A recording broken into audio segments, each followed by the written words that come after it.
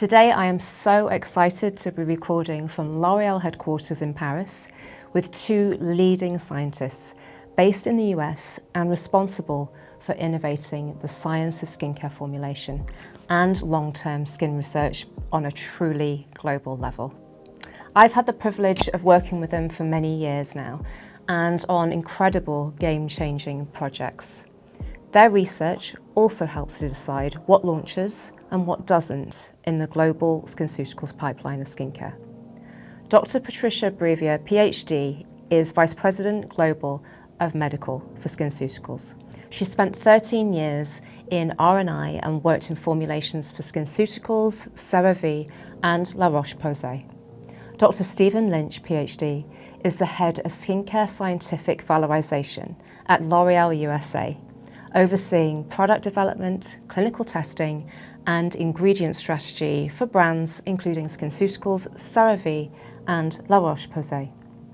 Steve specializes in antioxidant research and validating the efficacy and effectiveness of skincare products. Today we're going to unpack what consumers rarely get to see. What's the future for skincare innovation here at L'Oréal Paris?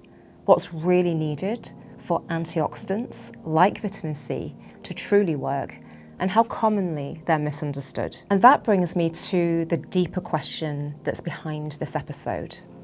What does it actually take to create, to prove, and to manufacture world-leading active skincare? What decisions are made long before a product ever reaches your hands? And how do responsible R&D teams decide when to move forward and when to stop? We'd really appreciate it if you could like, subscribe, and leave a review and share with someone you love. So Patty and Steve, welcome to AgeLess here in Paris at L'Oréal headquarters. Thank you so much for joining me today. This is truly a rare glimpse into a peek behind the scenes of product innovation in skincare. Thank you so much for joining me. Thanks for having us. Excited to be here. So I want to start with you, Steve. Tell me your perspectives on how we get a product on our shelves all the way from ideation. I think it's a huge journey, isn't it, Patty? So you're mostly lab-based, is that correct? I'm lab-based, yeah. And yeah, this is a long story, a long journey. But essentially, no matter how we start, we start with an insight, right? So we can gain our insights from many different places, right? A lot of those insights are gained through research, they're gained through consumer studies, consumer knowledge, monitoring trends, but we need to have a need for the product, right? First and foremost. In our research labs, we're oftentimes investigating new technologies, right? So sometimes consumers don't know they want or need a technology. So sometimes we're also kind of pushing a little bit of an idea, a concept, a technology out toward consumers. But regardless, we start with this kind of insight. I see. And Patty, how far in advance are you looking ahead in terms of these products? I would say 2 to 3 years. We start actually having advisory boards discussing with doctors the concept, the ingredients, and vetting it out for the need, especially if you're a medical dispensing brand. Okay. Yeah, because I've sat on multiple of both of your advisory boards, and certainly, as a physician, it is so interesting. It's always really insightful and actually quite exciting to hear what's happening in the pipeline, that blend of consumer insights, market research, but then the skin science that you bring to it. So, Steve, from a lab perspective, just how much is going into one of your products? Well, there's a lot, right? I mean, it takes many years. The foundations go back 3, 4, 5 years in many cases, I would say, right? Because we're constantly doing research, right, on what's coming next, right? So new innovations, new territories, new science, and there's a lot of trial and error, right? I mean, this is science, so there's actually quite a few things that don't work, right? And that's really important. That's okay. You know, we're trying to learn from this. So it is not a fast process oftentimes, but we have many ideas, right, that we're working at the same time, right? And so when you combine all of these, you know, we have a pretty active pipeline. Roughly how many like ingredient ideas would you be working on at any one time in the lab? I mean, it's probably double-digit new ingredients. I mean, we're aware of many more than that, but I would say we have an iterative screening cascade. Okay. You know, sort of drilling down, right? Really looking for interesting endpoints, interesting usages. Sometimes we find what we think we hope we're going to find, and sometimes we have nice discoveries. So when you go back to what the markets might need in the future, do you target the actual skin need rather than the emotional or motivational consumer need, Patty? So we actually look at the patient journey. We look Okay. at the consumer, we look at the patient, we look at their profile, and try to figure out, because it's ingredient but also formulation. Well, how is the formula developed? What is the layering pattern within their daily regimen? So we're looking at both. We are also, when we develop products, we're doing twofold. We're developing innovation products, brand new products that never existed, but also we're going back and renovating strong pillars that we notice there's a trend in innovation. We don't need another product, we just need to upgrade. So there's also that perspective in formulation and development. And then you have to stay true to that patient and that consumer and understand why they're using it, why they love it. And when you add other ingredients, you have to make sure you stay in that territory as you're upgrading. I know that you look at different avatars with regards to your consumer insights. What are some of the avatars that you're looking at the moment that might be existing or new to SkinCeuticals or the other brands that you work with? In terms of my patients, I think right now we're exploring tremendously males. There's also age, 60 and above. We're noticing there's also another trend there, the longevity piece. Yes.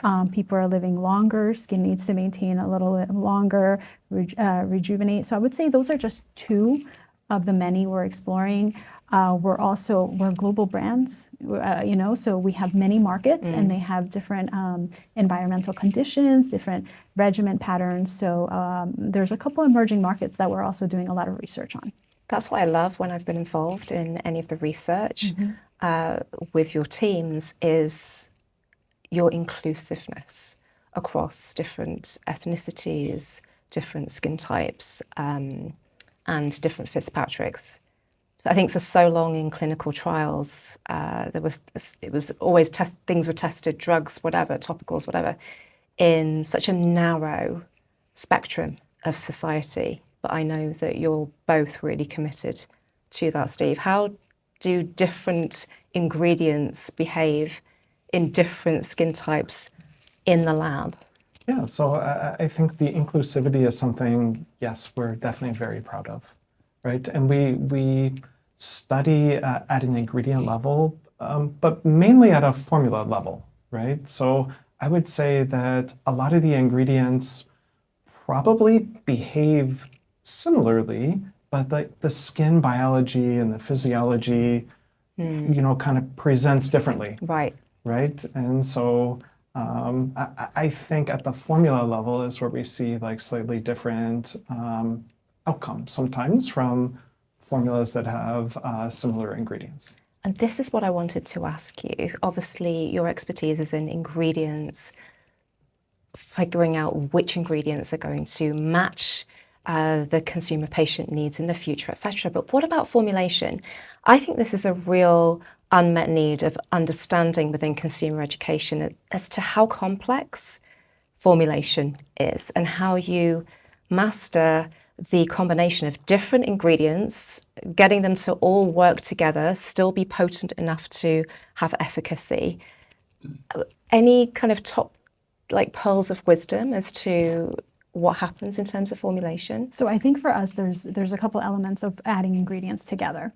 It's one, making sure they're compatible and they're augmenting themselves. One is not diminishing the power of another one, whether it's a pH imbalance or something else it's doing. Secondary is also making sure that there's a sensory that people will want to use. So as the team is working, and Steve knows this because he's done many mechanism of action studies where he puts the ingredients together at certain concentrations, we're testing different ratios, we're looking at biomarkers, we're looking at histology, we're looking for that synergy, that patents. Then you toss out that combination and you give it to a formulation expert that really needs to make sure that the sensory of those ingredients is compatible with what a consumer can put on skin. So these are the two elements when you're looking at active cocktails that you have to make sure. Third, you also have to make sure it's safe and it's tolerable, because you can have a really high potent and your consumer is a sensitive skin person, and you have to really review those elements. With regards to tolerability, on average, how long do you test one of your formulations for to assess tolerability? It depends. So because we do tolerability in all of our tests, in all of our clinicals, you always start off with doing what we call an RIPT test, the human patch test, to make sure if it's a new ingredient, it's fine. Then we're splitting, right? We're doing monotherapy clinicals, we're doing integrated skincare clinicals. Typically, our clinicals are on average 12 to 16 weeks. And I just want to come back on that point, right? So, I mean, we're testing tolerability at an ingredient level. There's a lot of safety testing done there. And then, of course, at the formula level, as Patty mentioned, but even after our study is complete, I mean, we do monitoring in the market, like forever, right? So as long as that product is out there, we're receiving feedback and, ensuring that there's no intolerability. And that also speaks to efficacy, right? So you're measuring ongoing efficacy long into the market after launch. How frustrating is it for you, Steve, when there'll be a skincare brand that might just pop up overnight, hasn't had the safety and tolerability testing that you've gone through? It happens all the time, right? So I think when I can sum it up in one word, and that's quality, right? So, I mean, I think, this is what we really strive for, right? Quality, safety, right? And so sort of above all else, as a product developer, like this is what I'm looking for, right? So that our formula is tolerable, people have a great experience using that along their entire journey. Knowing how much work goes into it, it's definitely not something that can just pop up. No, but they do, don't they? And how does the data that you monitor, Patty, on a global level, does that influence some of the research that you do or not?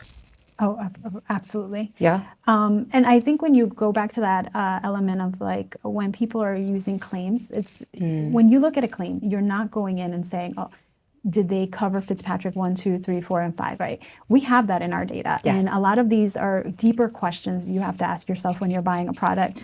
Was that clinical 50, 25 people? Where was the clinical done? Was it all Fitzpatrick's? Was it male and female? Was it immediately after a procedure? So you really have to deep dive, both as a medical expert if you're dispensing the products or secondary as your consumer, to make sure that the product efficacy represents this in your diversity. So these are just elements that you kind of have to consider when you're buying it. In terms of our work right now, there's constant research. So for example, we have advisory boards constantly. Innovation, but also pillars and products that are in the market, constantly getting feedback on how they're being utilized.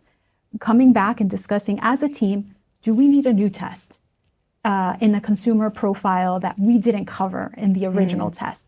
And do we need to go a little deeper in the ages? when you, back to the Fitzpatrick question, sometimes these aging indications aren't shown at certain ages, so then we have to change the age groups. And these are the kind of questions we're doing all the time as a team. It's also, you have to be patient. Some of our clinicals, I have to wait an extra 6 months if I want to recruit that cohort. But the data is meaningful. So it's just, you know, being very authentic and what you're looking for and not giving up right away and continuing that length of time to develop this data that's coming up with the learnings that we have. Back to publications, we also work heavily with experts on formulation, ingredients, new ones, and then we start investigating. Is it worth going in and renovating the formula with this new ingredient? And if the data is not there, then we pivot. And, you know, we did the homework, but it's not worth the renovation, for example. Yeah. I've really enjoyed working on real-world case study, studies with you where I can integrate the procedures that I'm doing in clinic with the topicals.